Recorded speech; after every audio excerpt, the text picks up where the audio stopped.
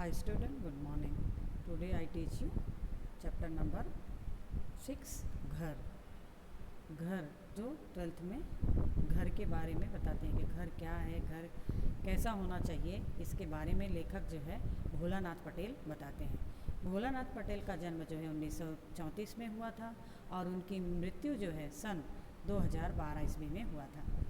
अब हम ज़्यादा जो है डीप में भोला भाई के बारे में पढ़ते हैं। जो भोला भाई पटेल हैं वो डॉक्टरेट थे। तो डॉक्टर भोला भाई पटेल गुजराती भाषा के साहित्यकार हैं। डॉक्टर भोला भाई पटेल किसके साहित्य के हैं? वो तो गुजराती भाषा के साहित्यकार हैं। उनका जन्म मेहसाणा जिले गुजरात, जो मेहसाणा गुजरात में वहाँ पे हुआ था। गुजरात के मेहसाणा के सोजा नामक गांव में हुआ था। बनारस यूनिवर्सिटी हिंदी, संस्कृत और प्राचीन भारतीय संस्कृत के विषय में बीए की उपाधि प्राप्त की थी। ये कहाँ पर उपाधि प्राप्त करने के लिए गए थे? बनारस यूनिवर्सिटी में गए थे। गुजरात यूनिवर्सिटी में हिंदी विभाग के प्रोफेसर भी रहे हैं। डॉक्टर भोला भाई पटेल की प्रमुख रचना है अधुना, विदिशा, कांचनजंघा, आज्ञे का एक अध्ययन आदि। उनके अनेक जो है पुरस्कारों से सम्मानित किया गया है। गुजराती साहित्य सभा की ओर से रणजीत राम सुवर्ण चंद्रक हिंदी साहित्य की सम्मान, श्री स्वामी सच्चिदानंद सम्मान, भारत सरकार ने पद्मश्री से सम्मानित किया हुआ है। इसमें एक निबंध लिया है लेखक ने कि निबंध के माध्यम से हमें यह सिखाना चाह रहा है कि किस तरह से घर हम लोग जो है, आज हम लोग सिटी में रह रहे हैं, मोस्ट ऑफ लोग जो है सिटी में रह रहे हैं, उनका जो पुश्तैनी घर है, जो गांव का घर है, उस घर की क्या दशा होती है, उस एक बुढ़िया के माध्यम से यह बताते हैं कि पुराना हमारा घर जो है बूढ़े लोगों को या जो लोग वहाँ पे रह कर आए हैं उनके लिए कितना महत्व होता है। अब यहाँ से चैप्टर शुरू होता है।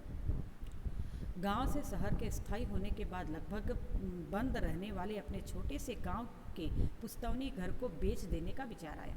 जो गांव में इनका मकान था, उस मकान को ये लोग घर को अपना बेचना चाहे, क्योंकि सब लोग शहर में आके बस गए हैं और यहाँ पर कोई रहता नहीं है। इस वजह से इसको ये लोग बेचना चाहते हैं। जिस मोहल्ले में हमारा घर है वहाँ के पुराने पड़ोसी तो अब शहर में रहने लगे। अधिकतर लोगों ने तो अपने पुराने घर बेच ही दिए हैं। इसलिए शादी, मृत्यु जैसे अवसर पर किसी सामाजिक रिवाज के लिए या लंबी छुट्टियों में गांव के इस घर में रहने के लिए जाते हैं। और तो बड़ा बेढंग सा लगता है, क्योंकि जो पड़ोसी हैं, लेखक कहते हैं कि जो पड़ोसी हैं वो सब भी यहाँ से चले गए हैं। और जब हम जाते हैं शादी ब्याह हो या किसी की मृत्यु हो, उसमें भोज आदि हम घर में पूजा आराधना करने के लिए कभी जाते हैं, तब बोलते हैं बड़ा ख़राब सा लगता है, क्योंकि सभी लोगों ने यहाँ पर बेचकर शहर में रहने लगे हैं। और कहते हैं कि मतलब वे हमें जो नए लोग वहाँ पर आए हुए हैं उन लोगों से हमारा इतना व्यवहार नहीं बन पा रहा है, इसलिए उस घर रखने का कोई आकर्षक नहीं रहा। बोलते हैं कि घर में मतलब जो लोग हैं पहले न हमारे पड़ोसी रह गए, न उस घर के लिए हमें समय होता है, बस समय समय पर जाना, इसलिए वो घर पुराना जर्जर सा होता जा रहा है। इस वजह से हम उसको जो है बेच देना चाहते हैं। हमारे पड़ोसी भी नहीं रह गए हैं पुराने। बंद रहने के कारण पुराना घर और जर्जित हो जाता। पुराना घर जो है जर्जित मतलब एकदम टूटा फूटा सा जैसा होना। चौमासे में अधिक बरसात पड़ने पर टीन के छप्पर भी पानी के अंदर आता है, जिससे घर की एक मुख्य दीवार पर दरार पड़ गई है। खुले दलान के ढेर पर आंगन के कूड़े में ढेर लग जाते हैं। इसलिए बूढ़ी माँ की अनुमति लेकर घर बेचने का विचार पक्का कर लिया था, यानी कि उन्होंने निश्चित कर लिया था कि वह घर को बेच देना, क्योंकि वहाँ के जो पतरे थे वह भी सड़ गए थे और जिससे पानी अंदर आता था। इस वजह से वहाँ के गांव के घर की दीवार भी जो है वह मतलब फट गई थी। तो मम्माज के मंजूरी से हमने उस घर बेचने का कर लिया। फिर उसके बाद अनुमति माँ ने दे दिया था। योग्य ग्राहक मिले तो एक गांव में रहने वाले व्यवहार कुशल मित्र से बेचने की सिफारिश करके हम शहर चले गए। फिर एक दिन ऑफ़र आया भी सही, मतलब बोले अपने पड़ोस में रहने वाले एक मित्र हैं, उनको हमने ये गांव बेचने के लिए कि भाई कोई अच्छा ग्राहक है तो इसको बेच देना। और एक दिन ऑफ़र आया कि ऑफ़र ठीक था, करने वाला व्यक्ति अच्छा और भरोसेमंद था, इसलिए अब देर करना या आनाकानी करने का प्रश्न नहीं था। यानी कि लेने वाला जो था वह बहुत ही अच्छा था, जैसे लोगों को चाहिए था इनके परिवार को, वैसे ही लोग आए थे। और वह फिर इस घर को अगर हम ज़्यादा देर तक आनाकानी करते तो शायद वो मन बना अपना वो चला जाता। परंतु उसी क्षण में मन में टीस उठी, बार बार मन को व्यग्र विचार आने लगा कि पुस्तौनी घर क्यों बेचा जाए। बोल तो रहे हैं, लेकिन लेखक के मन में यह आ ही रहा है कि यह पुस्तौनी घर क्यों बेच रहे हैं हम लोग। 3-4 पीढ़ियों से चले आते मिट्टी के कमरे के स्थान पर मेरे पिता ने यह ईंट का पक्का घर बनवाया था। कहना चाहिए कि घर के सभी सदस्यों ने स्वयं मजदूरी करके घर बनाया था। पिताजी के लिए अपनी बैलगाड़ी में ईंटें लाए, ये सब आता है प्रश्नोत्तर में। पिताजी ने बैलगाड़ी में क्या लाए, तो ईंटें लाए। ईंटें कहाँ से लाए, तो बैलगाड़ी में ले आए। चिनाई के लिए माता गारा बनाने के लिए गांव के आंबा तालाब की चिकनी मिट्टी स्वयं खोद कर लाई। मेरी माँ ने सहतीर तक गारे के तसले चढ़ाए थे। फिर शहर में अपने लड़कों के जब नए नए मकान बनने लगे तो वो तब उनके मकान वेतनभोगी सुपरवाइजरों की देख रेख में मजदूरों द्वारा बनते देखकर मन में थोड़ा खुश होते हुए माँ पिताजी अनेक बार गांव के घर को कैसे स्वयं मेहनत करके बनाया था उसकी बात करते हुए भावुक हो जाते थे। कहते हैं कि पिताजी जो अपनी बैलगाड़ी से मिट्टी ईंटें गारे लाते थे, माँ मेरी तालाब से चिकनी मिट्टी लाती थी और हम लोग अपने गारा देते थे। यानी कि उस घर को बनाने के लिए हम सभी ने बहुत मेहनत किया था। और उस मिट्टी को हम किस तरह से लाकर किस तरह से बनाए। जब हम शहर में आ गए पिता के देहांत के बाद, तब हमारे जो मेरे शहर का जो घर बन रहा था उसमें इंजीनियर आया, मजदूर आए, सब को देखकर माँ प्रसन्न होती थी कि हमने तो अपना घर अपने हाथों से ही बनाया है। इसी घर में ही हम सभी भाई बांधवों का जन्म हुआ था। भाई बांधव यानी भाई बहन सबका हमारा इसी घर में यानी गांव के जो घर है उसमें जन्म हुआ था। इतना ही नहीं, इसी कमरे में हमारे दाम्पत्य जीवन यानी कि लेखक का यहाँ वहीं पर विवाह भी हुआ था। बोलते हैं कि हमारे दाम्पत्य जीवन का आरंभ भी हुआ था। उसी कमरे में हमारी संतानें भी जन्म ली थी। जीवन में जो अनेक अच्छे बुरे प्रसंग आए यह घर उसका साक्षी है। बोले मेरे बच्चे भी वहीं पर जन्म लिए, मेरा विवाह भी वहीं पर हुआ और जीवन में अच्छा खुशी जो भी जैसा भी माहौल आया है बस वह घर जो है उसका जो है साक्षी बना रहा है, क्योंकि उस घर में ही ये सब हुआ था। घर के आंगन में कैसे खोलते, बोलते हैं अब लेखक आता है घर के आंगन में कैसे खेलते थे। यानी वो बचपन के दिन याद आता है कि घर के आंगन में हम लोग कैसे खेलते थे भाई बहन सब साथ में मिलकर। एक दिन उस आंगन को पाकर कंधे पर थैला लटका कर गाँव की पाठशाला में पढ़ने जाते। बोले कि हम उसी घर में गाँव के घर से हम लोग पाठशाला में पढ़ने के लिए थैला लटका कर जाते थे। और एक दिन पहले बचपन की बातें लेखक यहाँ पर याद करा। एक दिन उसी आंगन को पार करके दूसरे परगांव पढ़ने गए, यानी दूसरे परगांव यानी दूसरे गांव में पढ़ने गए। एक दिन उसी आंगन से पाकर शहर में जाकर बस गए और उसी आंगन में से हम एक दिन कहाँ पर जाके बस गए, शहर में। इसी घर के आंगन में हमारी बहनें भाई बहनों का विवाह मंडप भी बने। मेरे भाई बहनों का विवाह भी इसी आंगन में से हुआ। यहीं बिरादरी के साथ पाकर झगड़े हुए, स्नेह मिलन हुआ। यहीं पड़ोसी के साथ ऊंची आवाज़ में बोलाचाली भी हुई। जाड़ों में अलाव यानी कि जो आग लगाते फायर अग्नि को उसके ऊपर तापते हैं, उसमें यह स्नेह मिला। फिर उसमें हम सब मिलकर बैठते थे एक साथ भी। फिर मधुर विश्रम कथाएं हुआ करती थी, यानी कि बहुत पहले की बातें सब अपने आप बीती बताते थे, दिन भर कौन किसके साथ क्या हुआ। आज तो परिवारों के पास कोई बात भी नहीं रह गई कि लोग अपने बात साथ में किसी के साथ बात करें। आंगन में हमारे परिवार कुछ सदस्य, कुछ भैंस, हमारे परिवार के साथ साथ दूसरे कौन थे, भैंस थी, बैल थे, है ना, बैल बछड़े बांधा जाते थे।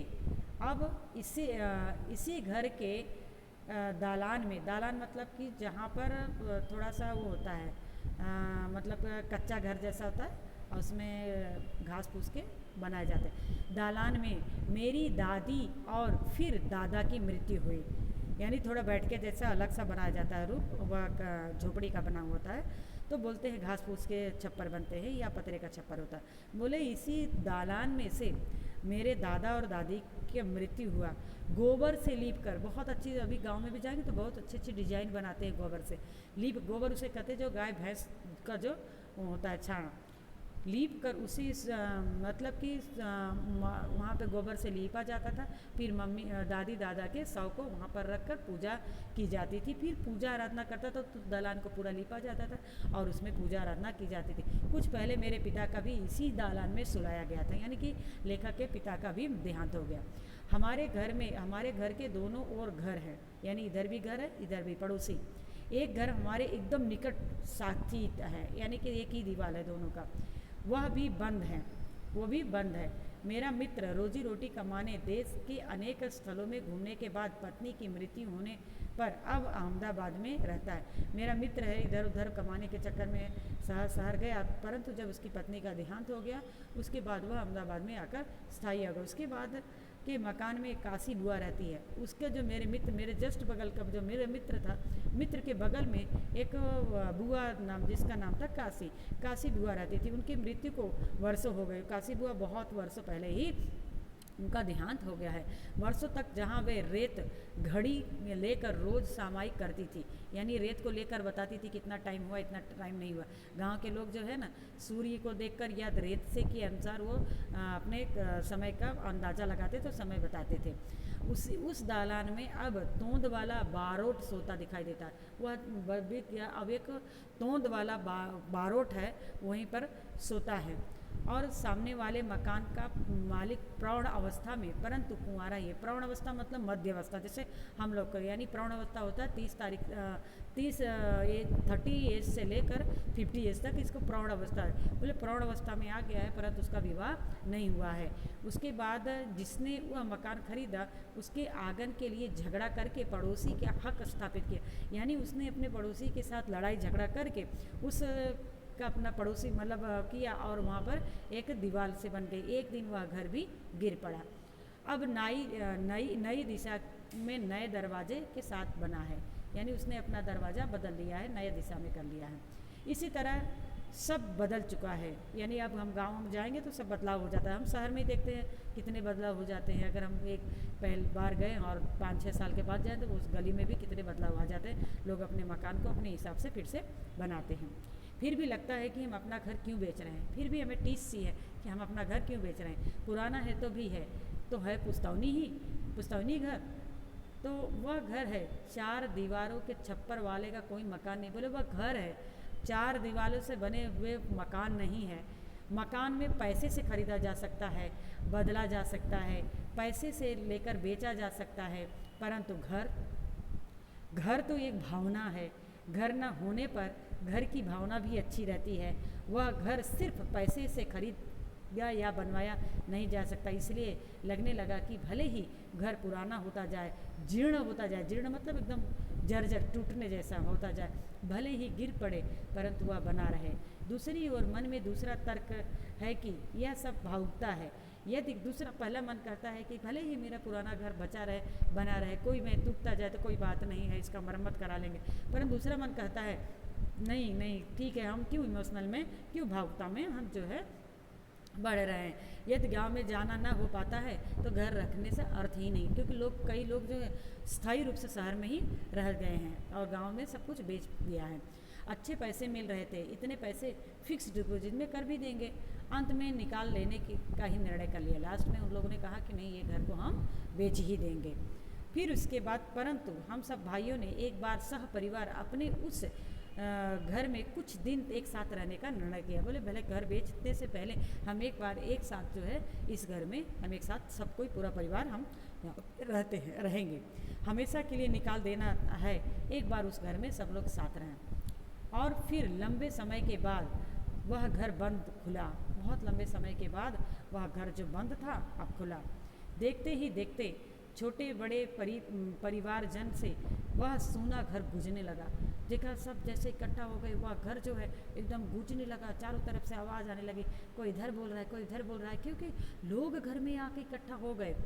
इस अवसर पर एक नगरवासी मित्र मतलब कि घर देखने के लिए वह गांव में आए थे और पुराने दिन वापस लौट आए। फिर सब लेखक कहते हैं कि हमारे पुराने दिन, जैसे हमने बचपन में हमारा समय व्यतीत किया था, वह सब हमें यहाँ पर पिता की मृत्यु के बाद मेरी माँ करीब करीब उदास रहने लगी। जब मेरे पिता का मृत्यु हो गया तब मेरी माँ उदास रहती थी। घर में सामाजिक प्रसंगों में की विशेष रुचि नहीं, घर में जो सामाजिक प्रसंग हुआ करते थे उसमें भी वो ज़्यादा इंटरेस्ट नहीं लेती थी, रुचि नहीं लेती थी। और न बट यहाँ आकर वह बड़ी प्रसन्न रहने लगी, परंतु अब घर की प्रत्येक दीवार मुझसे उलाहना दे रहे।